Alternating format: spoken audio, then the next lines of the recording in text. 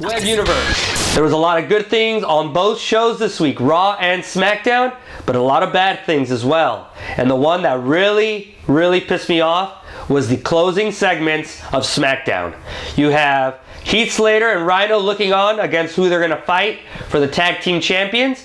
AJ Styles comes in, and then Dean Ambrose attacks him from behind, and there's a brawl on the floor. And instead of Heath Slater and Rhino doing something about it, they just look and watch. Rhino, you're like 285 pounds. Heath Slater, you're like 200 pounds.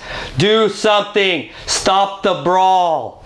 You're just standing there watching. Sure, it's not your fight, but you know that Dean Ambrose is a lunatic and anything can happen. For the record, for the future, please do something about it.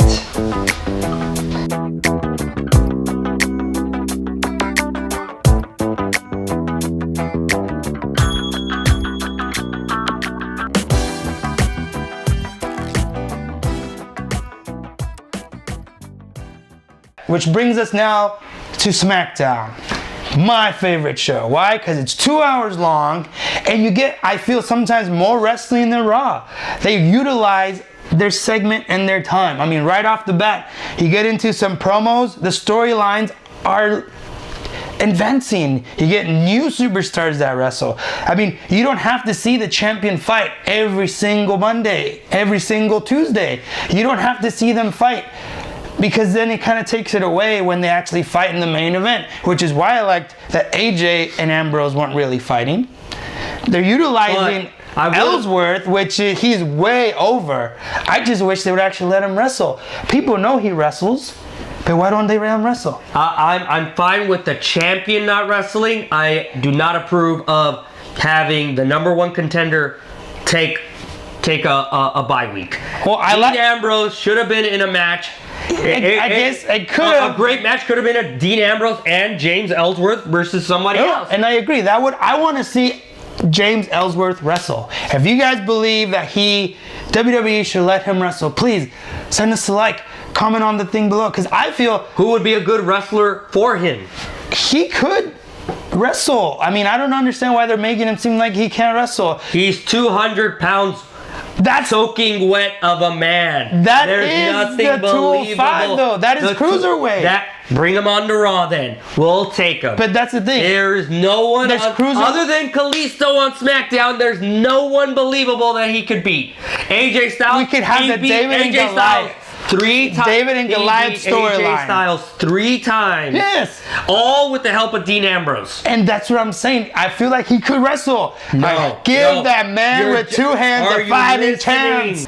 I'm just saying they should utilize him more. Storylines. I mean, come on. Don't you feel that they're not utilizing him to his ability? Well, they're not using him because there's no one his size. Other than Kalisto. We had cruiserweight fights on SmackDown. No, we did not.